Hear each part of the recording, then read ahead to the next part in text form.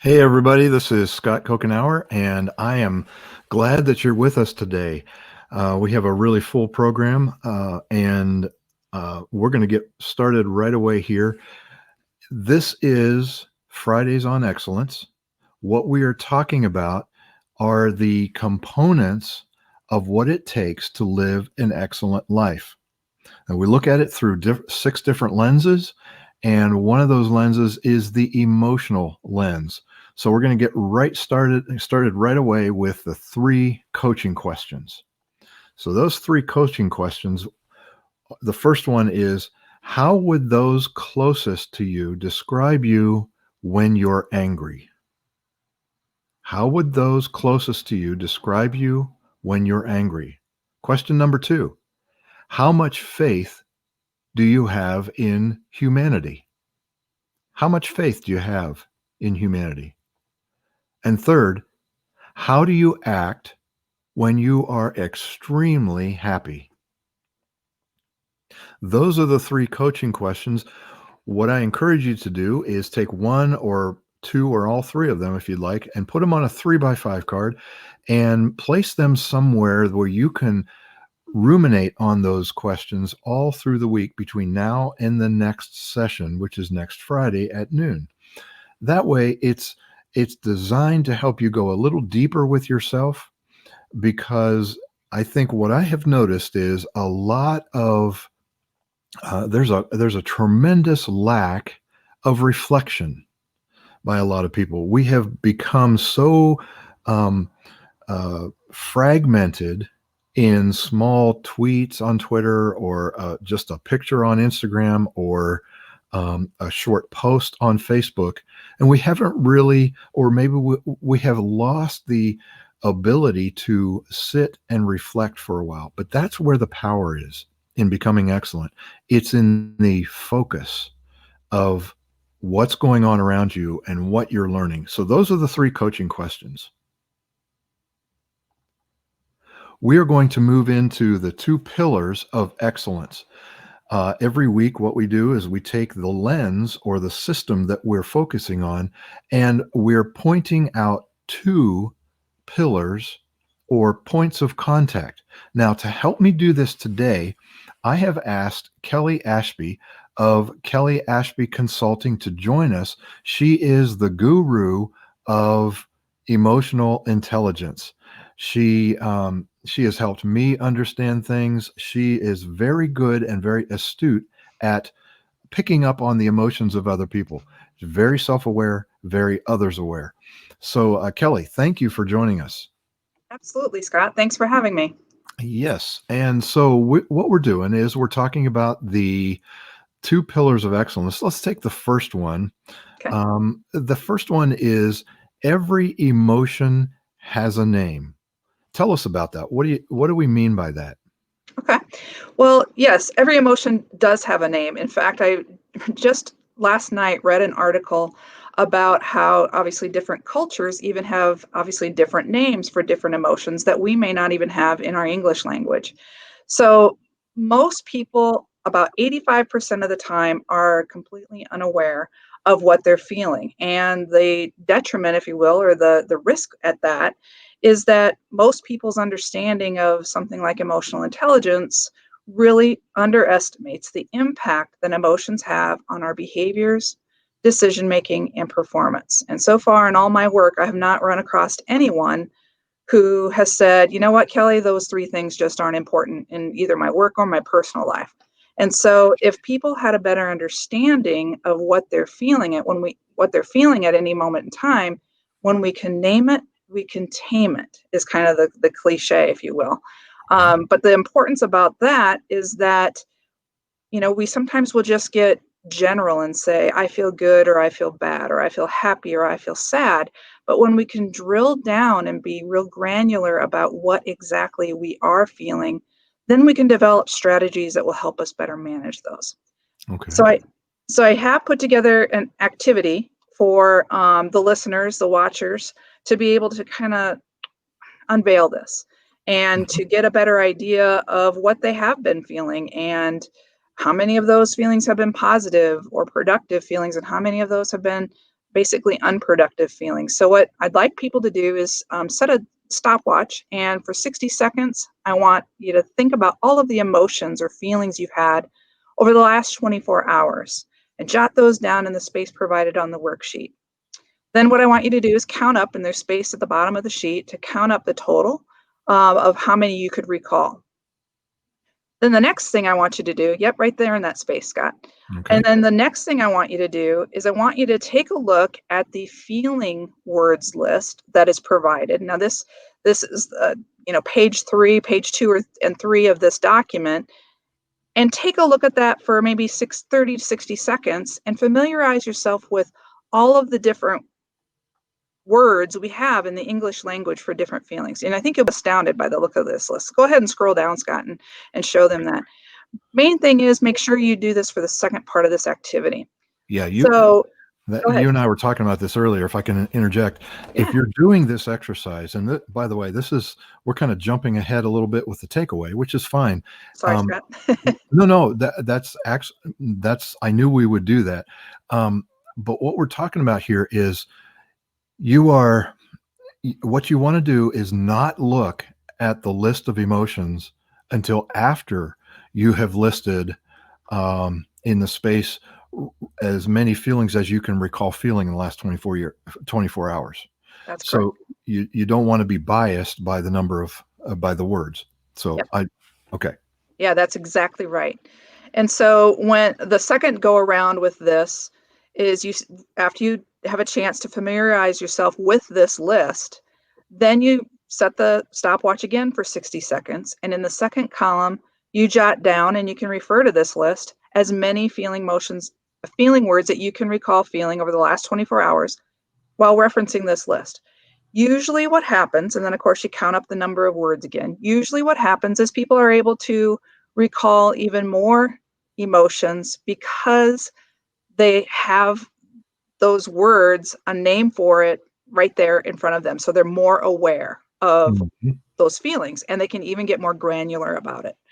And so then the last part of the exercise is you count up across both lists how many total positive emotions that you had, again, over across both lists, and then how many total negative you have. And what you do with that then is you look at the ratio of positive to negative.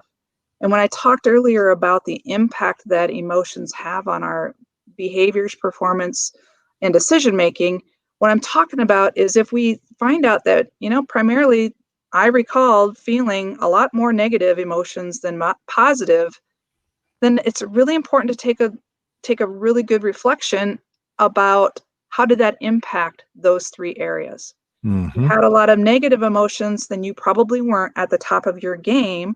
You may have said or done something that you might later regret. And we've all had that circumstance happen when we get angry or upset. Sure. Or you might have made a decision that wasn't the best decision at the moment because of the impact of the emotions. So Yeah. every emotion has a name, and it's important to expand your emotional vocabulary, if you will. Right. And so what we're talking about is the words that are a part of page 2 and page 3 are the names. And so it allows you to drill down into what you have experienced. And I like what you said. We're just so general, Yeah. I think we've gotten so used to saying, "How are you?" "I'm fine." "How are you?" "I'm fine." Yep. Well, fine. First of all, it could be a flat out lie, True. especially in this year. Right. Uh, but if we could attach the name to the emotion and understand it better, then we can do something with it. All right. Exactly. Now, which is a great segue into pillar number 2, Very which good. is the difference between being a thermostat and a thermometer. Tell us about what what the difference is. Okay. Well, I'm going to start with thermometer first. So a thermometer just reflects what is currently happening. So, it reflects in a typical standpoint, what is our temperature at the moment. But a thermostat is something, that we regulate heating and cooling systems. Think about the dial in your car. If you're too warm, you turn it down, be cooler. Well, a thermostat, as it relates to emotions, would be the ability to manage emotions. So the first most important piece is self-awareness, which is linked to the first pillar that we talked about in the activity. And so once we are aware of what we're feeling, we first have to recognize that, that we're feeling the feeling, and then being able to label it accurately helps us then better manage it. And so that goes into self-management, which is another big pillar of emotional intelligence. There's lots of proactive strategies to be able to manage emotions better, but there's also reactive strategies that people can learn through coaching and some exercises to be able to, in the moment, react the way that you want to react, rather than kind of allowing your amygdala, the emotional part of the brain, to hijack the thinking part of the brain. So whether that means what comes out of my mouth, I have no control over, or I've learned the strategies to be able to manage it so that I pause, take some deep breaths. Actually taking those deep breaths, 6 of those, allows the chemicals that are associated with negative emotions to dissipate throughout your body. So that's a real helpful, just reactive strategy, is push, pause, and breathe. And then think through the proper response that's not going to lead to regret. Why didn't you tell me this sooner in my life? There's so many things that I wish I had not said, and it's Me too. but learning these things, being aware. This is not just, and I'm gonna. This isn't just for the females, right? This, Right. Right. although it could be maybe said that females are better at this than males, but guys, those of you who are listening or watching, this is something we really need to grab hold of. This is not a feminine thing. This is a real life, and in the case of leadership, this is excellent leadership. Um, I've been in meetings where I have observed a leader go over the top with positivity when it really wasn't warranted at the moment. I've also myself been reactive without that breath, Yeah. without taking the pause and breathing, and you say things you wish you hadn't said. Now, Yes. for a leader, it's all about trust. And if you say something you didn't mean to say, it erodes that trust. Um, so let's talk about a real life example. Okay. You're in a meeting, or you're meeting with someone over coffee. They say something and it's like one of those, pushes one of your buttons. Right. You just, that evokes that. All of a sudden, you say things like, well, what do you mean by that? And sometimes it's not so much the words, but the how we say the words. So we come Ex- across, and now all of a sudden they put their defenses up, Yeah. and then you're now engaged in a battle that really didn't have to happen.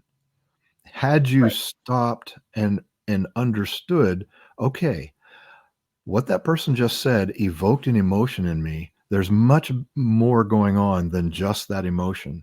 Mhm. So I'm going to name it, and I have to have the time and space to name it. And I heard a uh, a mentor once tell me that as leaders in organizations, it's our job to regulate the anxiety Yes. in an organization. How much appropriate that is in this year of 2020, when we're going through the pandemic and there's so much uncertainty. Mhm. When people are overly anxious, you want to be that thermostat and regulate that anxiety down.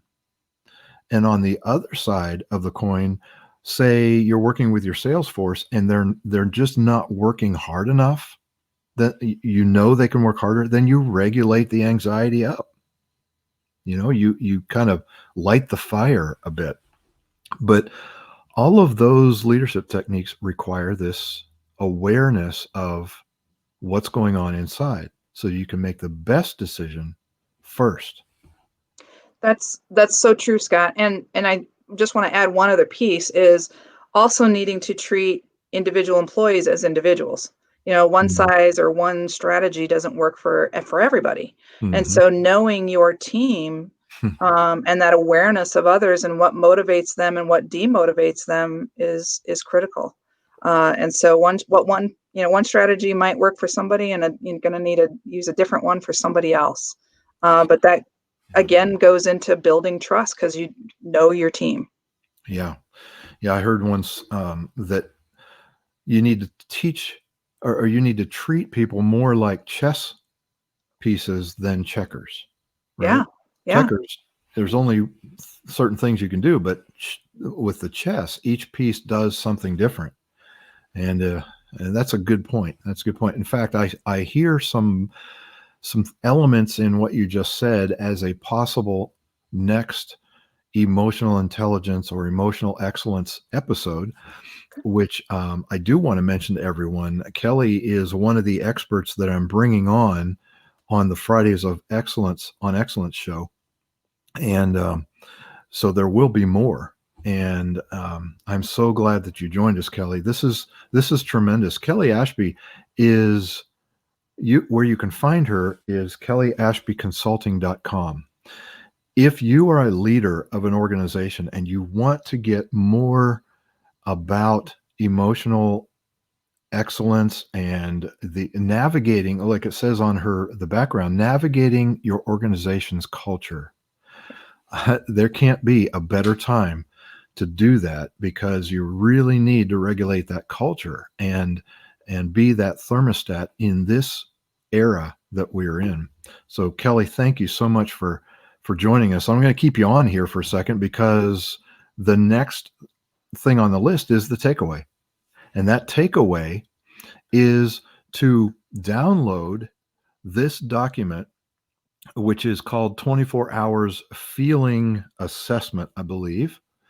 And that'll be in the Fridays, the servingstrong.com/Friday. And you'll notice that Kelly is tell us a little bit about the Genos. sure. Yeah, I'm a certified Genos International Emotional Intelligence practitioner and Ignite instructor. Genos is a worldwide company based out of Australia, and they have developed a program as well as an assessment that measures behaviors, emotionally intelligent behaviors. So both from a workplace standpoint as well as a leadership standpoint. So if you lead and supervise others, you can drill down into the behaviors that are important for how you're showing up with your team and with your employees to make sure that you're keeping them at the best of as far as productivity and performance. So Okay. that's what the trainings and coaching that I do, and helping companies take a kind of a pulse check on their emotional climate. Okay. Okay. So I want to make sure that everyone knows that you're out there, and I'm not the expert on emotional excellence. What I'm doing is raising the awareness of how important your emotional excellence is to being the fullest expression of your unique God-given design. If you ignore emotional excellence, it's one of those things that the other systems like spiritual, relational, financial, physical, and vocational are all impacted. They're beneficiaries of how well or how poorly your emotional excellence is. So, Kelly, thank you. This episode, as we're continuing, you can see it's episode number 5. We're starting to get some likes a little bit Awesome. here and comments. Tim Figley says hi. Hey, Um, Tim. and he also said that he didn't realize how much I look like Dave Ramsey on doing a video. So thank you, Tim, for that. I'll take that as a compliment. And DL Stickler says, "Good morning, Scott and Miss Ashby." Thank you. So thank you guys for joining, and thank you for participating. One last thing. Let me get to the banners here for a second. So yeah, we're I think that's about it. So you had 3 coaching questions. We talked about 2 pillars of excellence and 1 takeaway. All of it is zero cost to you. Kelly, thank you so much for joining us. I wish you all the best. over this holiday season. And hopefully we will have you back on the show talking about another aspect or two of emotional intelligence. Sounds great. Thanks, Scott. All right. And thank you all for your participation. Tell your friends, tell your colleagues. What we're doing is we're talking about excellence and living a life of excellence. My name is Scott Kokenauer. I'm your host. I'm so glad you joined us. We'll talk to you later.